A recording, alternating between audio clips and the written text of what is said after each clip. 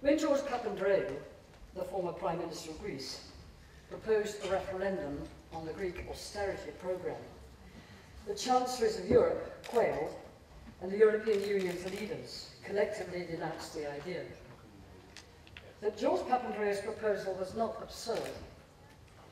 It was rooted in the belief that the Greek people needed to own the painful austerity policy, to recognise that Greece had to make fundamental changes, to recognise that that would not be popular, but also to recognise that support and understanding of the people of Greece was absolutely essential to any reform that might be made. There are, I think, major lessons for all of us from Mr. Papandreou's efforts to lead the difficult Greek situation. European political elites are, it seems to me, with few exceptions, not close to Europe's people. National leaders live cloistered lives within the bubble of the political capital. As their workloads grow and those affected become ever more insistent on quick decisions, they have to postpone or cancel visits to the more distant parts of their countries, which happen often to be the more deprived parts as well. The public feels they are out of touch with the burdens ordinary citizens bear at a time of economic hardship and sometimes of turmoil as well. Europe faces not just an economic crisis, as economic growth stalls and market confidence declines. It faces a deep political crisis as well.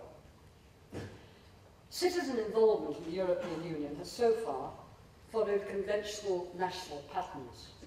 Elections to the legislature, in this case the European Parliament, meetings between European Union officials and those interests capable of funding officers in Brussels, or at least able to fund an occasional delegation to Brussels. And then the weapon of direct democracy, most disliked in Brussels, the national referendum. Despite efforts to bridge the gulf between decision makers and the public, electoral participation, as everyone in this hall knows, has steadily declined, with as few as 43% of European Union citizens bothering to vote in the 2009 European Parliament elections. The Union's dramatic expansion in the 1990s to include much of Eastern Europe has not assured an outbreak of participation among the newer members. Voting among them is even lower.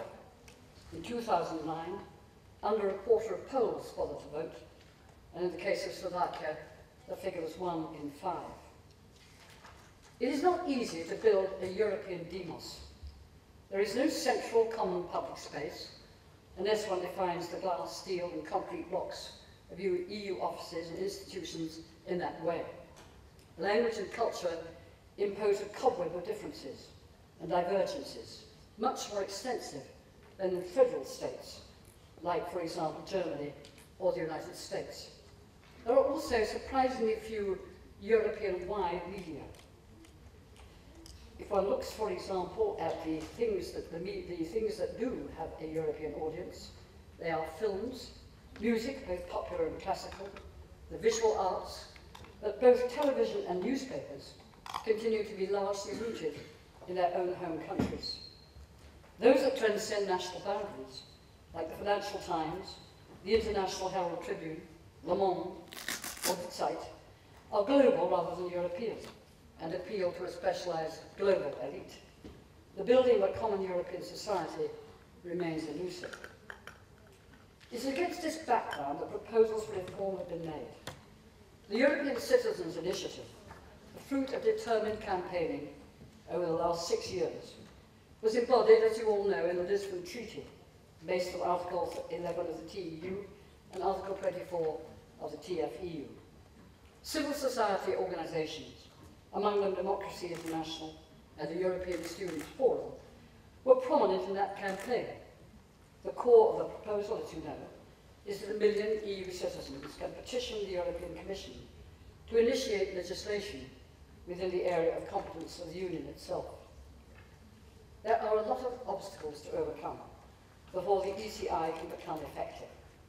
the complexities of electoral registration and voting rights in different countries, well captured in the paper submitted to this conference by David Owen, are just some of them. Voting rights in local elections for European Union citizens resident in the Union are well established, but in national elections the necessary requirements differ a very great deal. In my own country, for example, eligibility to vote in national elections ranges widely to include not only EU residents, but also Commonwealth citizens and the British Overseas Territories. The one factor that limits the number of those entitled to vote is residency, the requirement that the voter must live in the country for at least 6 months each year.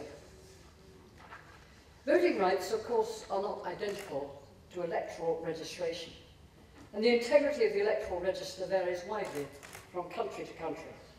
This could become a source of difficulty if the European Citizens Initiative were to become, as I hope it does, an important channel for conveying citizen views to the Commission, not least on controversial subjects. Historically, petitions have not been a weapon of democracies. They have been associated with monarchies. The subject, not the citizen of course, but the subject, presented a petition to the king, the queen, the sultan or ruler, pleading for mercy or benevolence. The concept of accountability of leaders to their people had not then evolved.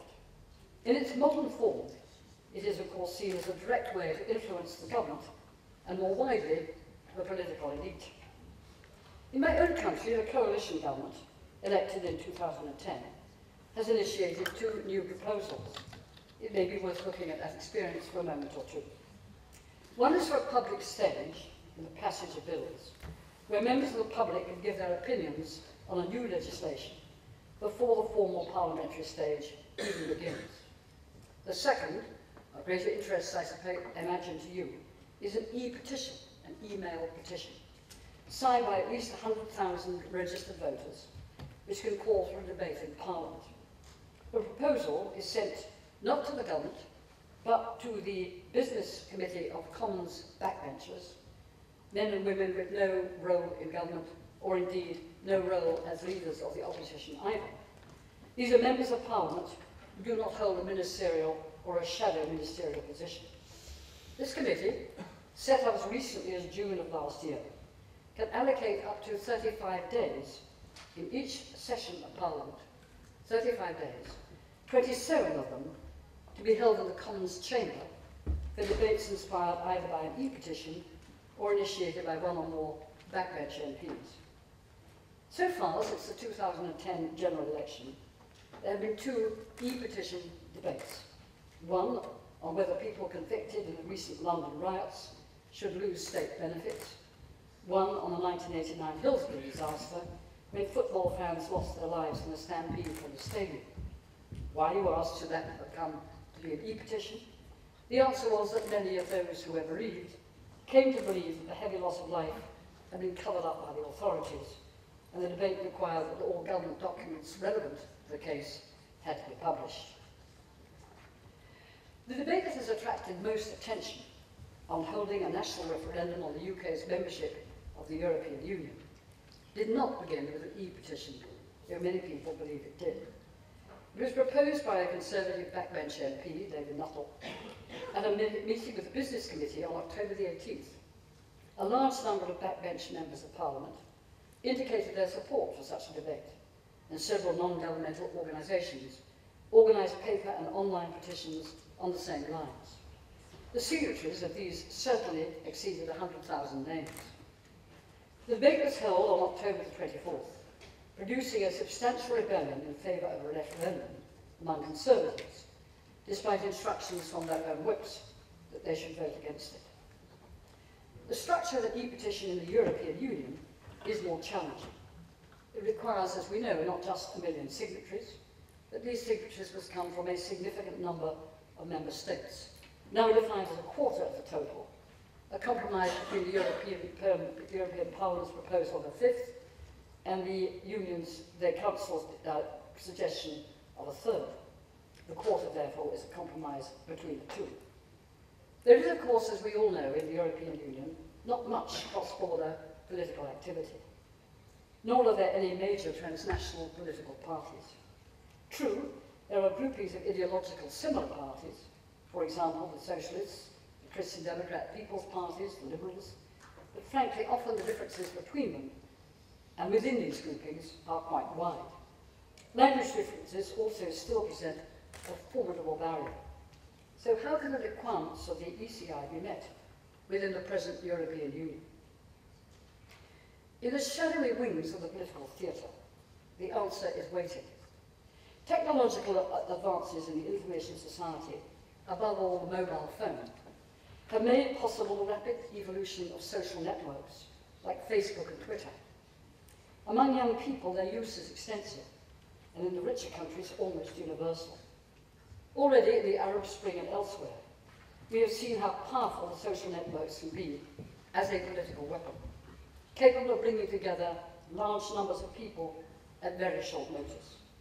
In the United Kingdom, we have recently seen the rise of organisations like 38 Degrees, funded by groups of concerned citizens, which can flood Parliament with emails conveying opinion, advice and legal information.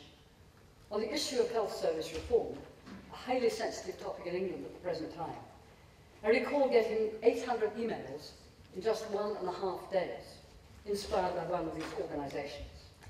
Such a tsunami of public opinion is of course valuable in many ways, but we should also admit that it can effectively gum up the whole of Parliament's normal operations. The European Citizens' Initiative, therefore, is a natural vehicle for these web-based bodies. Twitter, for instance, operates in almost every country in the world. The language barrier is easily overcome by means of Link, a European-wide website which allows the user to select his or her own country and his or her own chosen language. The user can then register on that country's website, if necessary including an electoral number of some kind. 1 million signatures could thereby be collected within a few days. But there are drawbacks to web-based national direct democracy. It bypasses the essential elements of deliberation and debate that characterise effective parliamentary democracy. It plays to the soundbite culture, so beloved of television. So while the ECI is undoubtedly a useful complement to the political debate, it is not a satisfactory substitute for deliberative democracy. So great is the democratic deficit in the European Union that I believe we need to use every channel we can to persuade our citizens to participate. The European Parliament has secured significant additional powers, but it remains remote from many European citizens. Under Protocol 1 on the role of national parliaments, draft legislative acts of the Commission and of the European Parliament are now sent to national parliaments. It is important that national parliaments construct European oversight and scrutiny committees that can respond quickly and effectively, and each can hold their own government to account. This Title 2 of the Protocol refers to interparliamentary cooperation. Conferences of national parliamentary committees on the European Union have the right to submit contributions to the European Parliament, the Commission and the Council. I suggest that these conferences should have a regular slot on the agenda of these three bodies, the Parliament, the Commission and the Council, meeting with each of them 2 or 3 times a year and hosted by different national parliaments. Let me conclude. What makes the vigorous use of all these channels so important is underlined by the crisis of the Eurozone, attended as it is by the angry frustrations of Greek, Spanish, French and other EU citizens. If the Eurozone moves towards a fiscal union, as it will now, the democratic deficit will become acute. Taxation of the people, without representation from the people, has been the explosive initiator of political reform and the anvil of democracy in many countries, from the death sentence on Charles I in England in 1643 to the French and American revolutions. A fiscal union, if it occurs, must be accompanied by a democratic dimension. The European Citizens' Initiative will contribute to that, but it is far from being enough. It is only one, albeit a very welcome one, of several paths we must take towards a citizens' democracy.